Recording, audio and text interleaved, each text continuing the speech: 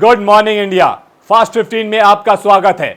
आज की fast life के लिए है फास्ट 15। पश्चिम बंगाल में विधानसभा चुनाव से पहले ममता बनर्जी की टीएमसी को झटका लगना जारी है। पार्टी के कटावर नेता और ममता बनर्जी के करीबी माने जाने वाले दिनेश त्रिवेदी शनिवार को बीजेपी में शामिल हो गए।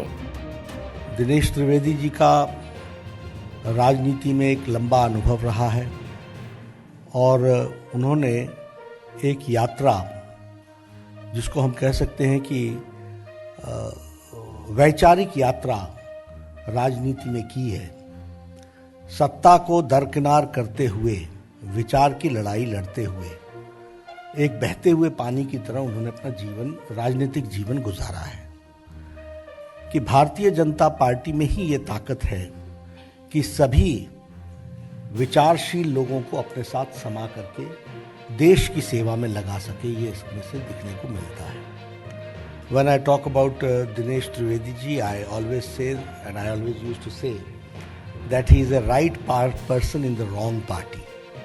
वह एक अच्छे व्यक्ति, अच्छा व्यक्तित्व एक गलत पार्टी में है।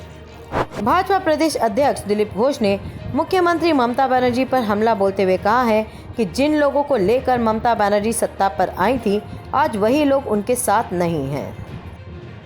টিএমসি যেই কর্মীদের উপর ভর করে লড়াই করে ক্ষমতায় এসেছিল তাদেরকে আজকে ভুলে গেছে।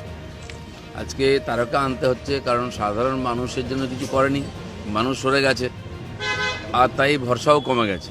তারকা দিয়ে ভোট জেতার যে অপচেষ্টা, এটা টিএমসি বেশি করে শুরু করেছে। আমি আজকে বসে আছি খড়গপুরে বা মেদিনীপুরে লোকসভার এমপি হয়েছিলেন সন্ধ্যা রায়, তাকে 5 বছরে কেউ দেখতে পায়নি। তিনি যে অফিস করেছিলেন সেই অফিসেও কোনোদিন আসেননি। তারপরে বাঁকুড়া, সেখানেও সেলিব্রিটি প্রার্থী ছিলেন, পরে তিনি আসানসোলে গেছিলেন, এখানেও হেরেছেন। আর এখানকার লোকের অভিজ্ঞতা হয়ে গেছে যে তারকা প্রার্থী হলে কী হয়। এবারে বেশিরভাগ দেখছি আমি জেলা কেন্দ্রগুলোতে তারকা প্রার্থী দেওয়া হয়েছে, কারণ সব জায়গায় ওনারা হেরেছিলেন লোকসভায়। তো সাধারণ মানুষ পূর্ব অভিজ্ঞতা থেকেই ভোট দেবে।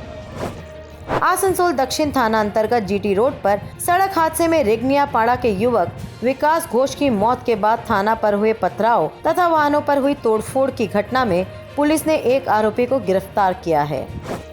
न्यू टाउन में टेक्नोसिटी थाना पुलिस और बंगाल एसटीएफ ने गुप्त सूचना के आधार पर छापेमारी कर new town Shapoorji bus stand से 4 आम और 20 राउंड गोली के साथ एक व्यक्ति को गिरफ्तार किया है।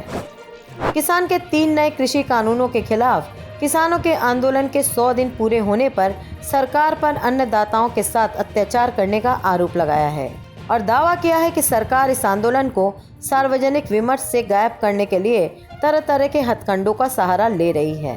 किसान आंदोलन अपने 100 दिन समाप्त कर चुका है। इन 100 दिनों में 255 मौतें, एक दिन में 2 से भी अधिक। आप में से किसी ने मोदी जी के मुंह से, किसी मंत्री के मुंह से कोई संवेदना का एक शब्द भी अगर सुना हो तो हम सबको स्मरण करा दीजिए, हमने नहीं सुना, किसानों ने नहीं सुना।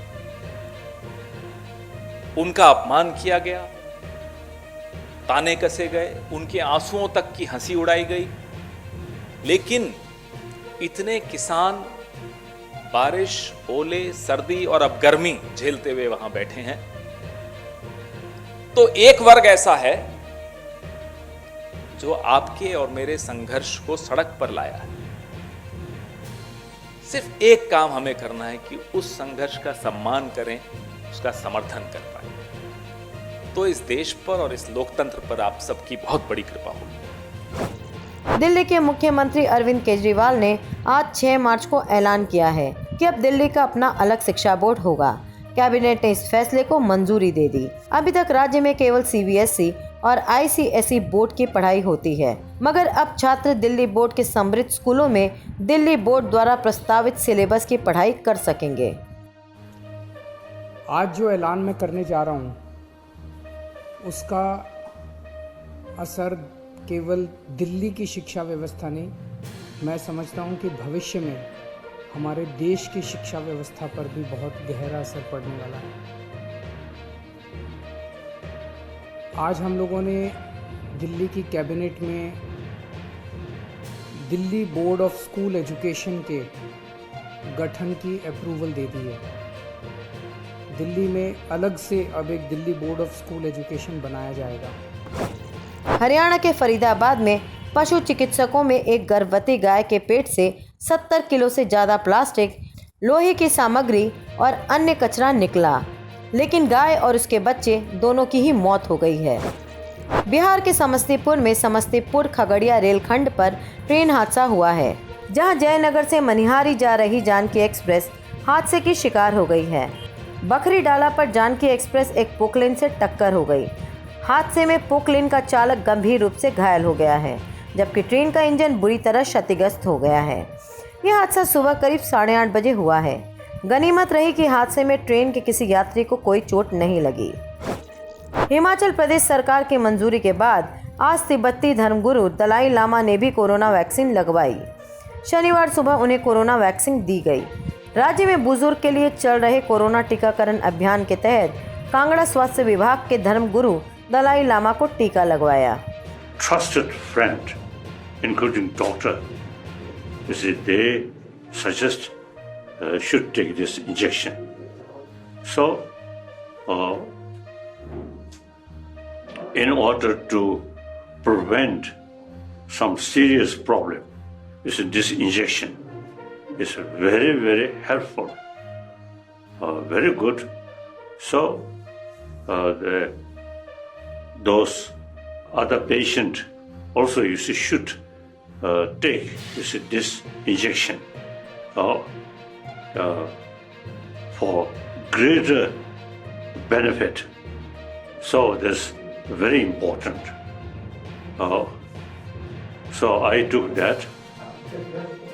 So I want to share. More people should have courage to take this injection. Bihar में चर्चित खजूरबानी जहरीली शराब कांड में शुक्रवार को 5 साल बाद कोर्ट का फैसला आया। गोपालगंज के अपर जिला एवं सत्र न्यायाधीश दित्य लवकुश कुमार की उत्पाद विशेष अदालत ने जहरीली शराब मामले में 13 दोषियों को सजा सुनाई है। इन दोषियों में से 9 पुरुष आरोपियों को फांसी की सजा सुनाई गई है, जबकि 4 महिलाओं को उम्र कैद की सजा सुनाई गई है। जिन 4 लोगों को उम्र कैद की सजा सुनाई गई है, उन्हें 10 लाख का आर्थिक दंड का भी जुर्माना लगाया गया है। DRDO ने उड़ीसा के चांदीपुर में अंतरिम टीड रेज से solid fuel ducted ramjet missile का सफल परीक्षण किया। DRDO के अधिकारियों ने बताया है कि ग्राउंड बूस्टर मोटर समेत अभी सब सिस्टम उम्मीदों पर खरे उतरे और उन्होंने बेहतर प्रदर्शन किया। हैदराबाद स्थित भारत बायोटेक ने नेसल कोरोना वैक्सीन का ट्रायल शुरू कर दिया है। इस वैक्सीन में नाक के जरिए डोज दी जाएगी, जो कोरोना को मात देने में कारगर साबित हो सकती है। साल की शुरुआत में ही भारत बायोटेक ने फेज 1 ट्रायल के लिए मंजूरी मांगी थी, जिसे drug control general of India की तरफ से मंजूर कर दिया गया था। असम में होने वाले चुनाव से पहले कांग्रेस ने महिलाओं को लेकर एक बड़ा ऐलान किया है। कांग्रेस ने कहा है कि अगर असम में महाजोत यानी कांग्रेस नीत महागठबंधन सत्ता में आता है तो सरकारी नौकरियों में महिलाओं के लिए 50% आरक्षण किया जाएगा।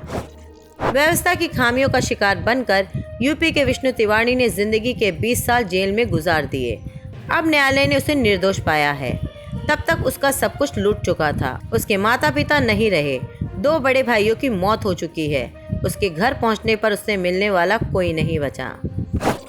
अमेरिकी अंतरिक्ष एजेंसी नासा द्वारा मंगल ग्रह पर भेजे गए परसेवरेंस रोवर 4 मार्च को पहली बार अपनी लैंडिंग वाली जगह से सफलतापूर्वक आगे बढ़ा। नासा ने शुक्रवार को कहा है कि रोवर ने अपने अभियान का पहला चरण सफलतापूर्वक पूरा कर लिया है। नासा ने कहा कि 6 पहियों वाला रोवर गुरुवार को 33 मिनट में 6.5 मीटर यानी 21.3 फीट आगे चला। आज के लिए बस इतना ही। कल फिर मिलेंगे फास्ट 15 के साथ।